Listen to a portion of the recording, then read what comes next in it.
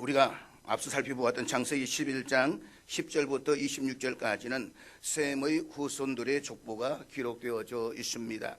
창세기 5장에서 아담의 족보가 낳고 살고 죽었더라 라는 인생의 한계를 보여준 족보였다면 11장에 기록된 셈의 족보는 하나님께서 언약의 계보를 어떻게 이어가시는가를 보여주시는 족보라고 했습니다.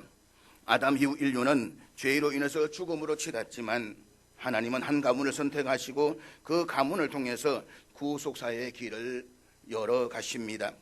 따라서 셈의 족보는 단순한 이름의 나열이 아니라 하나님의 언약이 어떻게 개성되어 오는지를 보여주는 기록이며 또 죽음의 역사 속에서도 생명의 계보가 끊이지 않고 이어져 왔음을 선포하는 증거입니다.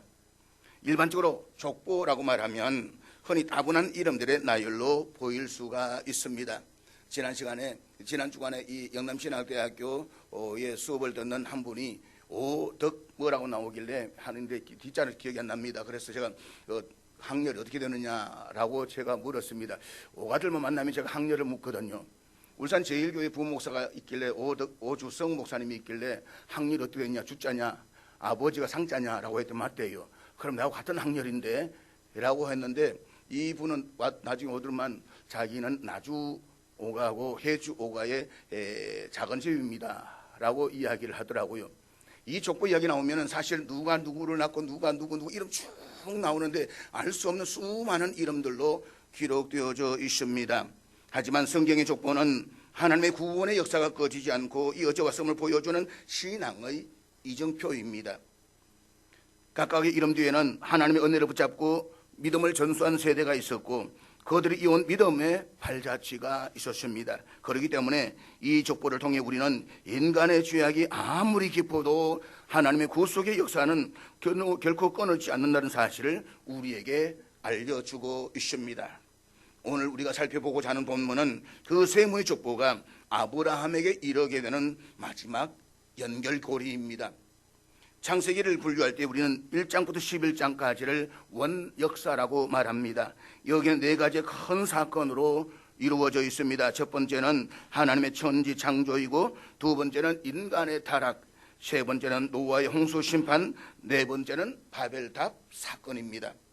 그리고 12장부터 마지막 50장까지 우리는 족장사라고 말하는데 여기에는 인간에 대한 하나님의 구속의 역사가 아브라함과 이삭과 야곱이라는 족장들을 통해서 펼쳐지는 이야기로 전개가 됩니다. 따라 지금까지 살펴보았던 창세기 1장부터 11장 26절까지는 오늘의 본문 즉 아브라함의 가정 이야기를 열기 위한 서론과도 같습니다. 그러니까 오늘 이 짧은 본문을 이야기하기 위해서 창세기 1장부터 지금까지 이야기해왔다라고 이해를 하시면 되겠습니다. 다음 주일부터 살펴보게 될 창세기 12장 1장부터는 창세기의 제2부인 하나님의 구원의 역사가 펼쳐지기 시작하는데 그 주인공이 아브라함입니다. 그리고 그 아브라함을 우리는 믿음의 조상이라고 부릅니다. 믿음의 조상이라는 이야기는 곧 아브라함의 이야기가 내 이야기라는 말인 것입니다. 앞에 그림을 보시겠습니다. 성경은 창세기 1장 1절에서 태초에 하나님이 천지를 창조하신 이야기로부터 시작이 됩니다. 그리고 11장 26절까지 인류의 역사를 담아내면서 때로는 너무 크고 거대한 이야기처럼 느껴집니다. 태초에 에덴 동산에서 있었던 일, 800년, 900년을 살았던 사람들의 이야기, 노아의 홍수 심판, 바벨탑 사건, 이런 기록들이 오늘 우리와는 너무 멀리 떨어져 있는 듯이 보여집니다. 어쩌면 나와 상관없는 옛날 옛적의 신화처럼 느껴질 수도 있습니다. 그런데 성경은 갑자기 방향을 좁혀서 좁아지고 있습니다. 바로 아브라함의 이야기입니다. 27절은 데라의 족보는 이러하니라 라고 선언합니다. 창세기 1장부터 쭉 이어져 온 모든 서사가 바로 이 아브라함을 통해서 본격적으로 우리의 이야기, 나의 이야기로 들어오고 있다라고 하는 것입니다. 모세가 이 말씀을 기록하던 3400년 전 출애굽하여서 광야를 지나던 이스라엘 백성들에게 아브라함은 단지 역사 속에 막연한 어떤 인물이 아니라 자기들의 직접적인 조상이었습니다. 그러니 그들에게는 창세기를 읽으면서 이것은 바로 우리들의 이야기구나 라고 마음에 깊이 와 닿았던 것입니다. 사랑하는 여러분, 우리도 마찬가지입니다. 우주 창조의 이야기, 인간의 긴 족보, 홍수 심판과 바벨탑 사건 같은 사건들은 정말 너무 크고 광활해서 우리와는 상관없는 이야기로 멀게 느껴질 수가 있습니다. 그러나 이 아브라함을 통해서 성경은 우리의 삶과 직접 연결이 됩니다. 왜냐하면 갈라디아 3장에서 말씀하신 것처럼 믿음으로 사는 사람들은 모두가 아브라함의 자손이 되기 때문입니다. 따라서 아브라함의 이야기가 곧 나의 이야기가 되고, 그의 부르심이 곧 나의 부르심이 되며, 그의 순종이 곧 나의 순종이 되어야 하는 것입니다. 정말 너무 크고 광활해서 남의 이야기처럼 보였던 이 성경의 이야기가 점점 나의 이야기로 압축되고 있다라고 하는 것입니다. 그러면 우리 이 성경 말씀을 어떻게 받아들여야 할까요? 그러면 나에게 압축되는 이 말씀을 우리는 예수 그리스도를 향해서 점점점 내 심령을 확대시켜 나가야만 합니다.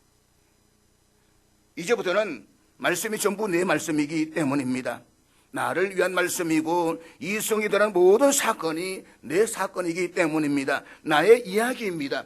그러므로 내게로 이 말씀이 압축되면 압축되는 만큼 우리는 예수 그리스도를 향해서 더욱더 우리 자신을 확대시켜서 나갈 수밖에 없는 것입니다. 그렇기 때문에 성경의 이야기는 단순히 옛날 이야기가 아닙니다. 그것은 곧 오늘을 사는 나의 이야기요, 우리 가정의 이야기요, 우리 교회의 이야기입니다. 성경에 기록된 이 하나님의 구속사는 곧 나의 이야기입니다. 따라서 하나님의 구속사는 오늘 우리의 삶 속에서도 계속 이어지고 있다는 사실을 믿으시기를 주의 이름으로 축복합니다. 그래서 본문 27절 우리 한번 같이 읽도록 하겠습니다. 데라의 족보는 이러하니라. 데라는 아브람과 나홀과 하란을 낳고 하란은 롯을 낳았으며. 하나님의 형상을 따라 지음받은 인간이 범죄에서 타락함으로써 이 땅에 죄악이 가득한 것을 보시고 하나님께서 홍수를 통해 그 인간들을 다 썰어버리십니다. 그리고 바벨탑 사건을 인해서 하나님께서 인간들을 산산히 흩으셨지만 그 역사 속에서도 하나님은 창세 전부터 택하신 아브라함을 통해 구원의 족보를 이어가시며 구원의 역사를 끊임없이 이루어 가십니다. 그러면 본문에 데라는 아브라함과 나홀과 하란을 낳았다라고 하는 말씀에서 하나님께 당신의 섭리 가운데서 아브라함을 이 땅에 태어나도록 역사하셨다라고 하는 것은 단순히 아브라함의 이야기만은 아닌 것입니다. 그것은 바로 우리 자신들의 이야기인 것입니다. 자, 여러분, 하나님께서 우리를 당신의 자녀로 창세부터 선택하시지 않았습니까? 그리고 이 건세만 해도 큰 경랑들이 얼마나 많았습니까? 조선 말기의 혼돈과 일제강점기, 6.25 동란, 그 숱한 역사의 질곡과 경난 속에서도 하나님께서 오늘 우리를 이 자리에 있게끔 하시기 위해서 우리의 족보를 지켜주시고 우리의 책임자가 되어주셨습니다. 그렇다면 이 과거의 나를 지키시고 오늘 나의 이 자리를 있게 하신 하나님을 믿는다라고 한다면 내가 그 하나님과 내일을 향해서 나아가지 않을 수가 없는 것입니다. 바로 그 사실을 믿고 내일을 향해서 나아간 것이 창세기 12장부터 아브라함의 이야기가 되는 것입니다. 그리고 나의 이야기, 우리의 이야기가 되어야 하는 것입니다. 데라는 아브라함과 나홀과 하란을 낳고 하란은 롯을 낳았으며, 여기 보면 왜 하필이면 하란의 아들 롯의 이름만 나오는 것입니까? 이 롯이 나중에 아브라함이 가나안 땅에서 나아갈 때에 아브라함을 따라갔던 아브라함의 조카 그 롯입니다. 그러나 아브라함을 따라가기는 갔지만 결국은 아브라함과 결별하고 소돔과 고모라로 가지 않습니까? 바로 그 인물이었기 때문에 그 인물의 이름을 미리 앞서부터 기록해서 우리에게 일러주고 있는 것입니다. 본문 28절 말씀입니다. 하란은 그 아비 데라보다 먼저 고향 갈대아인의 우르에서 죽었더라. 여기서 하란은 데라의 세 아들들 중에 제일 막내 아들입니다. 그런데 하란 그 아버지 데라보다 먼저 고향 갈대아인의 우르에서 죽었다라고 했습니다.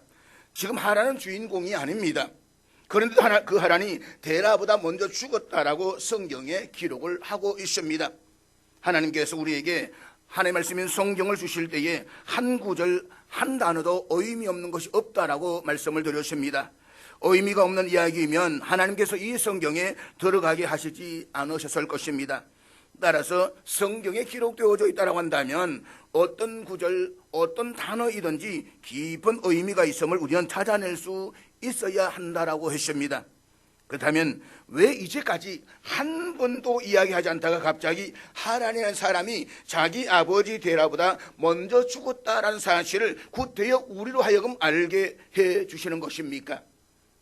당시 고대 사회에서 자식이 부모보다 먼저 죽는다는 것은 가장 큰 비극이었습니다. 지금도 마찬가지입니다. 부모가 자녀를 먼저 묻는다라고 하는 것은 상상하기 힘든 고통입니다.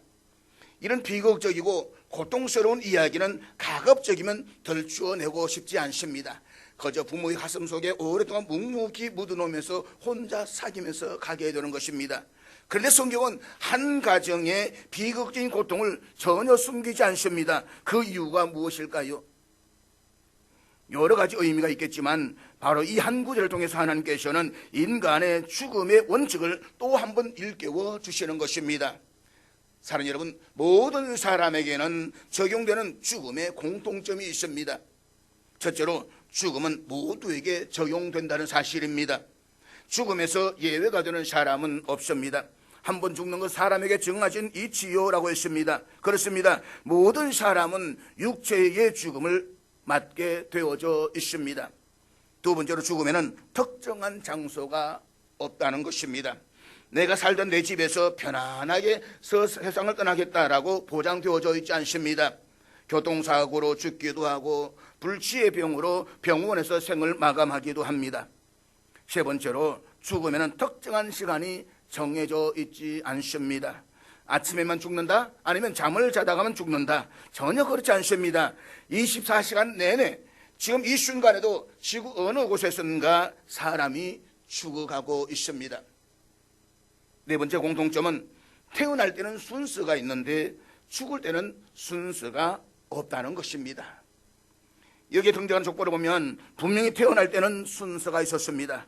데라가 자기 아버지 나홀 밑에서 먼저 태어나고 데라가 또 3명의 아들을 낳고 큰 아들의 이름은 아브람, 둘째 아들은 자기 아버지의 이름을 따라서 나홀, 그리고 셋째 아들은 하란이라고 지었습니다. 그런데 성경은 하란이 자기 아버지보다 먼저 죽었다라고 했습니다.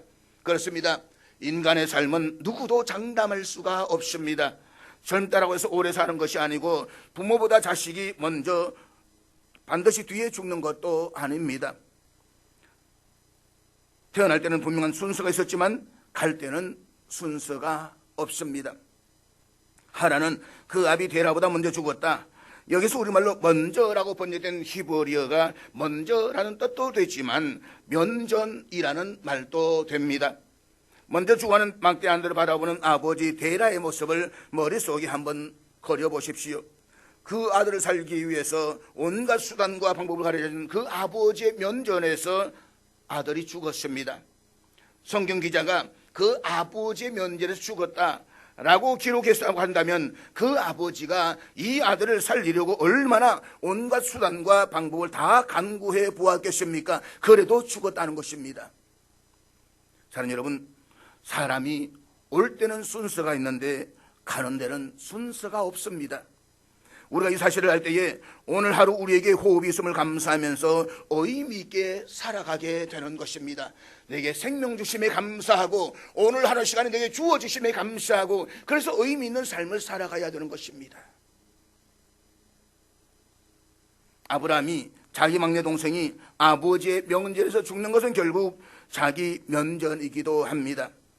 아버지 면전에서 큰 형인 내 면전에서 막내 동생, 막내 아들이 죽는 것을 봄으로써 아브라함은 인생에 대해 아마 큰 깨달음을 얻게 되었을 것입니다. 그리고 인간 생명의 한계를 깨달았을 것입니다. 본문 29절 말씀입니다.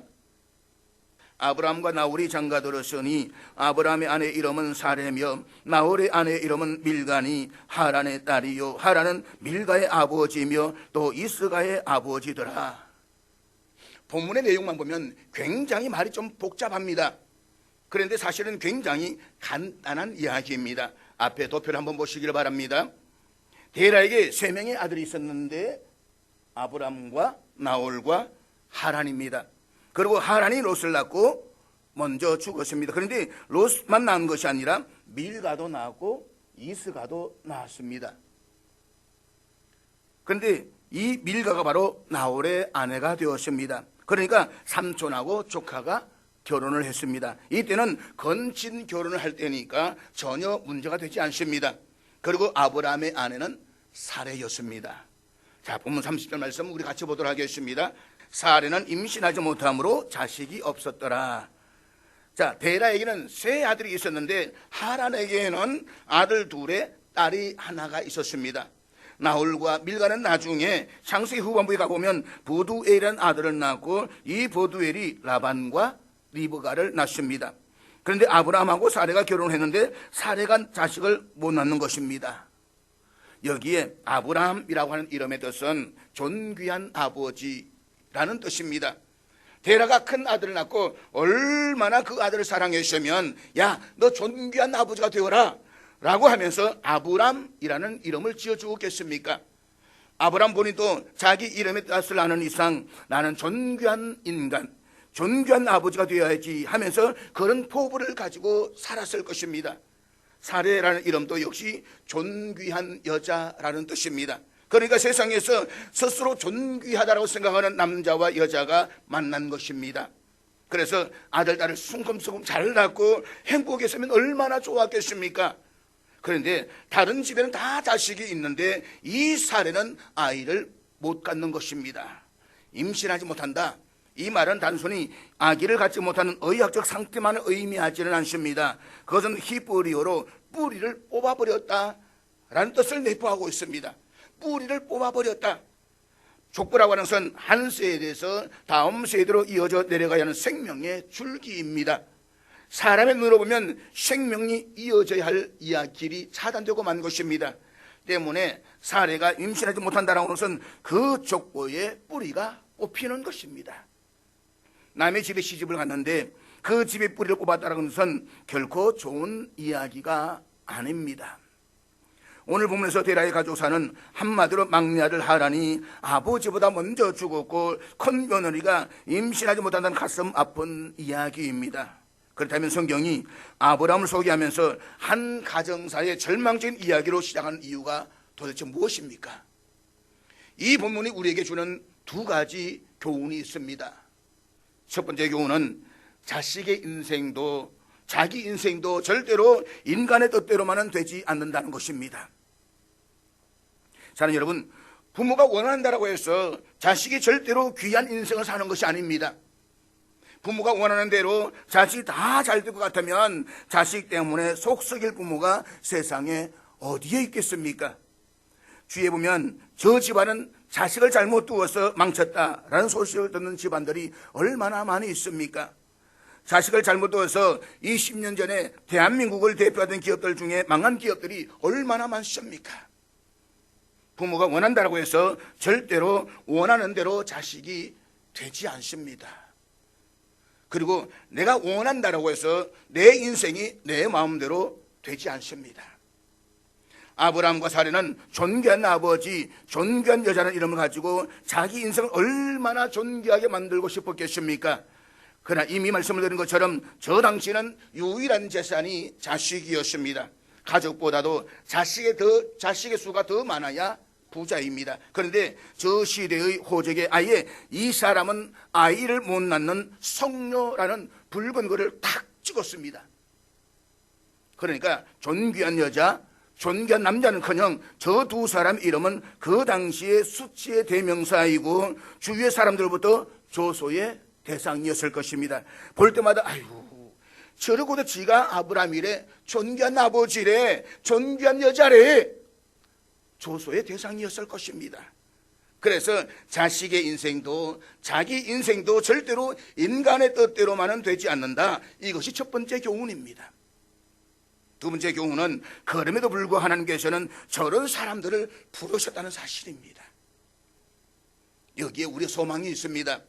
만약 하나님께서 아브라함과 사례를 부르시고 이제 창세기 12장 1절부터 구원의 역사를 펼쳐 가시는데, 저 당시에 저 두 사람이 세계에서 가장 유수한 로스쿨 1등으로 졸업했다. 그리고 그 커플이 만나서 결혼했다. 어느 면으로 보더라도 완벽하다. 가문도 완벽하다. 성격도 완벽하다. 그러면 우리에게는 소망이 없습니다.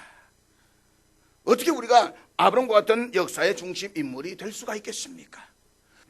하나님께서는 저처럼 험투성이이고 결정적으로 한 집안의 뿌리를 뽑고 모든 사람들로부터 조소의 대상인 여자, 그리고 그 여자의 남편인 남자를 당신의 도구로 부르셨다는 것입니다. 왜 그렇겠습니까? 세상에서 가장 결정적으로 부족한 것이 있기 때문에 저 사람들은 하나님의 부르심에 자기 자신을 맡기지 않을 수가 없는 것입니다. 만약에 저 두 사람이 당시에 가장 잘난 사람이었고 자기 삶에 부족함이 없었다고 한다면 창세기 12장 1절에 보시는 하나님의 음성에 응답이나 하겠습니까? 내가 지금 가진 것이 충분한데 왜 모험을 하겠습니까?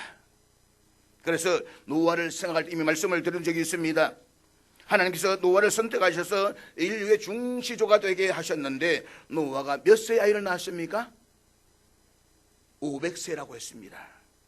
노아도 마찬가지였습니다. 노아도 500세가 될 때까지 자식이 없었습니다. 그러니까 그 당시의 관점으로 보면 노아도 인생의 실패자인 것입니다. 그런데 하나님께서는 그 노아를 부르셨습니다.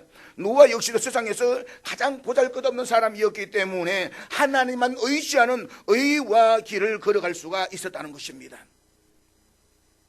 그래서 우리가 이 생을 살아가는데 내게 부족한 것이 있다, 내 능력을 아무리 노력해도 해결되지 않는 것이 있다, 그것이 자식 문제일 수도 있고 경제 문제일 수도 있고 건강의 문제일 수도 있습니다. 그러나 내 능력으로 아무리 노력해도 해결되지 않는 세상에 부족함이 있다는 것은 곧 하나님의 복입니다. 그 부족함 때문에 나는 하나님을 바라보게 되고 그 부족함 때문에 부족함이 없는 하나님의 은혜로 세움을 받게 되는 것입니다. 그래서 우리는 시편 23편 1절의 말씀을 노래할 수가 있습니다. 여호와는 나의 목자시니 내게 부족함이 없도다. 이 시편은 다윗이 왕좌에 앉아서 평탄할 때 지은 시간입니다. 학자들은 다윗이 사울에게 쫓기던 광야의 시절이나 혹은 왕이 된 이후에 아들 압살롬의 반역으로 인해서 황급히 피난을 가던 시절에 이 시를 썼을 것이라고 말합니다. 사실 다윗이 왕자로 태어나서 비단 금침만 입고 죽을 때까지 고생 한 번도 안 하고 걱정 한 번도 안 했습니까? 그렇지 않지 않습니까? 골리앗을 이긴 뒤에 사울의 칼날을 피해서 10일 동안 도망을 다니면서 동가식 서가숙을 해야만 했고 그 인생에 얼마나 많은 경랑들이 있었습니까? 부족한 것 투성이였습니다. 그 부족한 것 때문에 인생의 위기와 두려움, 광야 같은 삶의 고통 속에서 다윗은 자신을 지켜주시는 그분만을 바라보았습니다. 그분은 군대도 성곽도 재물도 아닌 바로 여호와 하나님 한 분이셨습니다. 그래서 다윗은 이렇게 고백합니다. 내게 부족함이 없도다. 그런데 앞에 자신이 부족함이 없다라고 노래할 수 있는 이유를 말하고 있습니다. 여호와는 나의 목자이시니 그래서 부족함이 없다는 것입니다. 아브라함과 사라의 가정은 인간적으로 뿌리가 뽑혀서 더 이상 이어질 수 없는 상태였습니다. 그러나 성경은 바로 이 막다른 상황 속에서 하나님의 일하심을 드러내십니다. 사라는 임신하지 못함으로 자식이 없었더라. 이 말씀은 단순히 한 인간의 개인적인 아픔을 기록한 것이 아닙니다. 이는 인간의 능력으로 결코 하나님의 구속사를 이어갈 수 없다는 사실을 드러내는 선언입니다. 끝났다는 것입니다. 사라의 불임은 인류의 무능과 한계를 지적으로 보여주며 동시에 하나님의 구속사가 사람의 힘이 아닌 전적으로 하나님의 은혜와 약속에 의존한다는 것을 증거하고 있는 것입니다. 하나님께서는 인간의 힘과 능력으로는 불가능한 그곳에서 전능하신 은혜로 뿌리를 다시 심으시고 생명을 이어가게 하셨습니다. 그래서 결국 아브라함의 씨를 통해 이 땅에 예수 그리스도가 오시는 것입니다. 그것이 바로 하나님의 구속사의 길이 열리게 되는 것입니다. 사랑하는 여러분, 오늘 우리의 삶도 이와 같지 않습니까? 가정이 무너지고 관계가 끊어지고 내 삶의 소망의 줄기가 잘려나간 듯한 절망의 순간을 만날 때가 있습니다. 그러나 하나님은 그 끊어진 자리에서 다시 시작하십니다. 인간의 눈에는 뿌리가 뽑혀버린 것처럼 보이지만 하나님은 그 자리에서 새 생명의 싹을 틔우십니다. 구속사의 역사는 언제나 인간의 무능과 한계 앞에서 시작됩니다. 노아는 술에 취해 땅의 사람이 되었고 바벨탑을 쌓던 인간들은 하나님께 흩어짐을 당했습니다. 그리고 이제 아브라함의 가정은 자녀가 없으므로 언약의 계보가 끊어지는 듯 보였습니다. 그러나 하나님은 바로 그 막힘의 자리에서 자신의 전능하심을 드러내셨습니다. 이것이 바로 믿음의 역설이며 하나님의 능력입니다.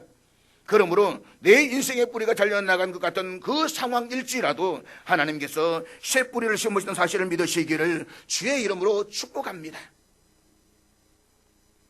교회 현실이 메말라가고 한국 사회가 믿음의 세대를 잃어버린 듯 보일지라도 하나님께서 새 생명의 줄기를 일으키실 것을 확신하십시다. 사례는 임신하지 못함으로 자식이 없었더라는 말씀이 끝이 아니라 하나님의 시작을 알리는 서곡입니다. 뿌리가 뽑혔다라고 여겨지는 그 자리에 살아 역사는 하나님께서는 새로운 뿌리를 심으시고 열매를 맺게 하시는 것입니다. 본문 31절 말씀입니다. 데라가 그 아들 아브람과 하란의 아들인 그의 손자 롯과 그의 며느리 아브람의 아내 사레를 데리고 갈대아인의 우르를 떠나 가나안 땅으로 가고자 하더니 하란에 이르러 거기 거류하였으며. 본문에서 데라가 취한 행동을 보면 참으로 재미있습니다. 데라에게는 아들이 셋이 있었습니다. 그런데 하란이 자기 면제에서 먼저 죽었습니다. 그래서 데라는 자식들도 있고 잘 사는 나홀과 밀가는 그들이 살던 갈대아 우르에 그대로 둡니다. 반면에 자기 자식들 중에서 정말 잘못된 자식인 아브라함과 그리고 그의 며느리 그리고 아버지가 없는 고아된 손자 이 세 사람을 데리고 조상 대대로 살아왔던 갈대아를 떠나서 이제 새 정착지를 찾아갑니다. 앞에 지도를 보시면 위치를 알 수가 있습니다. 그곳에서 얼마나 저 세 명의 후손들이 세상 사람도 조소의 대상이 되시면 얘들아 이 바닥을 좀 떠나자 그리고 데리고 가는 것입니다. 그런데 1차 목적지가 어디입니까? 가나안 땅이었습니다. 가나안으로 가지고 가다가 하란에 이르러 거기에 거류하게 됩니다. 그러니까 데라도 가나안 땅이 이상적이라는 것을 알았습니다. 그래서 자기 자식 중에서 잘못된 자식을 데리고 가나안으로 출발은 했는데 가나안 중간쯤 가다가 하란에서 그만 멈추어 버렸다는 것입니다. 그렇다면 왜 데라가 처음 목적지 삼았던 그 가나안 땅을 향해 계속 가지 않고 중간에 주저앉아 버렸습니까? 그 이유를 여호수아 24장 2절에 말씀해 주고 있는데 우리 앞에 같이 읽도록 하겠습니다. 옛적에 너희의 조상들 곧 아브라함의 아버지 나홀의 아버지 데라가 강 저쪽에 거주하여 다른 신들을 섬겼으나. 데라가 왜 요단강을 건너서 가나안 땅으로 안 간 것입니까? 그가 우상 숭배자였다는 것입니다. 하란이라고 하는 곳이 우상 제조업자들이 많았고 그래서 우상에 성행했던 곳으로 알려지고 있습니다. 데라도 우상 제조했던 것으로 알려지고 있습니다. 그래서 가다가 하란에 가서 보니까 우상을 만들어 팔아서 떼돈을 버는데 내가 여기 있으면 큰 돈을 벌겠네. 그래서 데라는 거기에 주저앉아 버렸습니다. 즉 데라는 하나님이 약속하신 땅 가나안을 향해서 출발은 했지만 결국 목적지까지 도달하지 못하고 도중에 정착해 버린 것입니다. 그렇다면 여러분 아버지 데라 밑에 사는 아브라함도 그 아버지를 닮아갈 것이 아니겠습니까? 그런데 여호수아 24장 3절은 이렇게 말씀하고 있는데 우리 앞에 같이 읽도록 하겠습니다. 내가 너희의 조상 아브라함을 강 저쪽에서 이끌어내어 가나안 온 땅에 두루 행하게 하고 그의 씨를 번성하게 하려고 그에게 이삭을 주었으며. 우상 숭배자 밑에서 사는 이 아브라함은 하나님께서 이끌어내셨습니다. 불러내신 것입니다. 그리고 약속의 땅을 하나님께서 그에게 맡기십니다. 여기 이 구절 자체도 우리에게 참으로 귀중한 교훈을 줍니다. 데라는 가나안 땅에 대한 정보는 갖고 있었습니다. 그러나 하나님의 말씀을 가슴 속에 품고 있지는 않았습니다. 사랑하는 여러분, 여러분들이 예수 그리스도에 대해서 삼위일체 하나님에 대해서 정보를 많이 갖고 지식을 많이 갖는 것은 아무런 의미가 없습니다. 그 말씀을 여러분들의 심령 속에 품고 말씀에 나를 맡길 때에만 말씀의 역사가 일어나는 것입니다. 그리고 이 구절이 우리에게 주는 은혜의 교훈은 그럼에도 불구하고 하나님께서는 그 자식을 불러내셨다는 것입니다. 하나님 주권적인 절대 주권 속에서는 외가 없습니다. 아브라함이 베푸신 하나님 일방적 은혜인 것입니다. 바로 우리에게 베풀어 주신 은혜입니다. 따지고 보면 우리 조상들 다 이 땅에서 우상 숭배자들이 아니었습니까? 그런데도 하나님께서는 아브라함을 이끌어내듯이 우리를 끌어내셨습니다. 어디로? 생명의 자리로 말입니다. 그리고 하나님께서는 분명히 우리에게 가나안 곧 약속의 땅을 주셨습니다. 그러나 우리의 삶에는 하란이 있습니다. 하란은 편안함과 안주를 상징합니다. 하나님이 명하신 길이 있음에도 불구하고 우리 눈앞의 유익과 안정, 편안함 때문에 주저앉아 버리는 곳이 바로 하란입니다. 성경을 보면 이와 같은 하란 신앙이 얼마나 위험한지를 알 수가 있습니다. 출애굽한 이스라엘 백성들 한번 보십시오. 그들도 가나안으로 향했지만 광야에서 불평과 원망으로 멈추어 버렸습니다. 그 결과 그들은 약속의 땅에 들어가지 못했습니다. 예수님을 따르는 수많은 무리들 가운데서도 떡과 기적이 있을 때는 따르다가 십자가의 길이 드러나니까 떠나버렸습니다. 이것이 바로 하란에 멈추는 신앙입니다. 그럼에도 중요한 것은 하나님께서 하란에 머문 아브라함을 다시 끌어내셨다는 사실입니다. 그러므로 나를 끌어내신 하나님께 나를 맡길 때에 창세기 12장 이후의 구원의 역사가 우리 각자의 삶 속에서도 끊임없이 일하게 될 것을 믿으시기를 주의 이름으로 축복합니다. 마지막 32절 같이 보도록 하겠습니다. 데라는 나이가 205세가 되어 하란에서 죽었더라. 앞에서 말씀을 드렸듯이 창세기 1장부터 11장까지를 제1부로 원역사에 관한 이야기라고 했습니다. 창세기 1장부터 11장까지의 기록들을 다시 한번 떠올려 보시기를 바랍니다. 하나님 천지를 창조하셨고 아담과 하와를 에덴 동산에 두셨습니다. 그러나 인간은 교만하여 하나님의 명령을 어겼고 죄가 세상에 들어왔습니다. 가인은 아우 아벨을 죽였습니다. 노아의 시대에는 온 땅에 죄악이 가득 차서 하나님의 심판을 받았습니다. 홍수 이후에 살만해지니까 하나님 뜻을 거슬러서 자기 이름을 내고자 바벨탑을 쌓았다가 산산이 흩어짐을 당했습니다. 결국 그 모든 이야기가 한 가지 결론으로 모입니다. 바로 데라는 하란에서 죽었더라는 말씀인 것입니다. 그러니까 죽음으로 끝이 납니다. 아무리 긴 족보라도 아무리 강대한 세력이라도 하나님이 없는 인생은 죽음으로 끝날 수밖에 없습니다. 이것은 단지 데라 한 사람만의 이야기가 아니라 하나님을 따르는 인류 전체의 운명을 요약하는 표현입니다. 그리고 이것이 바로 인간의 역사입니다. 사람들은 저마다 발전을 꿈꾸고 업적을 쌓고 권세를 누리지만 결국 마지막 장면은 죽음입니다. 성경은 우리에게 진실을 보여줍니다. 하나님 없는 길은 반드시 죽음으로 끝난다는 것입니다. 그런데 창세기 제2부의 족장사 시작되는 12장은 뭘로 시작이 됩니까? 여호와께서 아브라함에게 이르시되, 인간의 역사 죽음을 하신 그 자리에 하나님께서 친히 말씀으로 시작하십니다. 죽음이 끝난 그 자리에 말씀이 들어옵니다. 이것이 바로 복음의 시작입니다. 인간의 힘으로는 죽음을 넘어설 수가 없습니다. 그러나 하나님께서 말씀하실 때에 새로운 역사가 열립니다. 하나님의 말씀은 어둠 가운데 빛이 비추듯이 죽음의 골짜기에 생명의 길을 여십니다.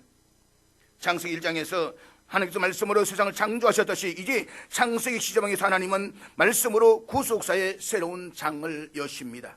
잊지 마십시오. 하나님의 말씀은 단순한 소리가 아닙니다. 하나님의 말씀은 능력입니다. 하나님의 말씀은 생명을 창조하는 힘입니다. 죽음이 마지막인 줄 알았는데 말씀으로 인해서 새로운 시작이 열리는 것입니다. 성경에서 특별히 하나님 이름을 구별할 때에 하나님이라는 엘로힘이라는 이름을 쓸 때에는 하나님의 능력을 강조할 때이고 여호와를 쓸 때에는 하나님의 언약을 강조할 때라고 했습니다. 하나님 없는 모든 인간은 죽지만 여호와 하나님의 언약을 믿는 모든 백성은 하나님께서 반드시 책임지신다는 말씀으로 이제 창세기 제2부가 시작이 되는 것입니다. 바로 그 하나님의 구원의 역사는 세상에서 조소의 대상인 한 부부를 택하심으로써 구원의 역사가 펼쳐지는 것입니다. 사랑하는 여러분, 오늘 우리의 현실을 한번 살펴보십시오. 세상은 여전히 바벨탑을 쌓습니다. 더 큰 도시, 더 강한 권력, 더 많은 부를 추구합니다. 그러나 그 끝은 언제나 똑같습니다. 죽었더라. 한국교회도 마찬가지입니다. 하나님 말씀보다 세상의 기준을 쫓고 세상의 힘을 의지하면 결국 죽었더라 라는 결론으로 끝나고 말 것입니다. 그럼 오늘 우리는 다시 말씀 앞에 서야만 합니다. 그래서 죽음으로 끝나는 세상의 역사의 길이 아니라 말씀으로 열리는 하나님의 길을 선택하십시다. 그리하여 말씀 앞에 무릎을 꿇고 말씀을 따라 순종하며 말씀 안에서 새로운 역사를 써내려가는 저와 여러분 될 수 있기를 주의 이름으로 축복합니다.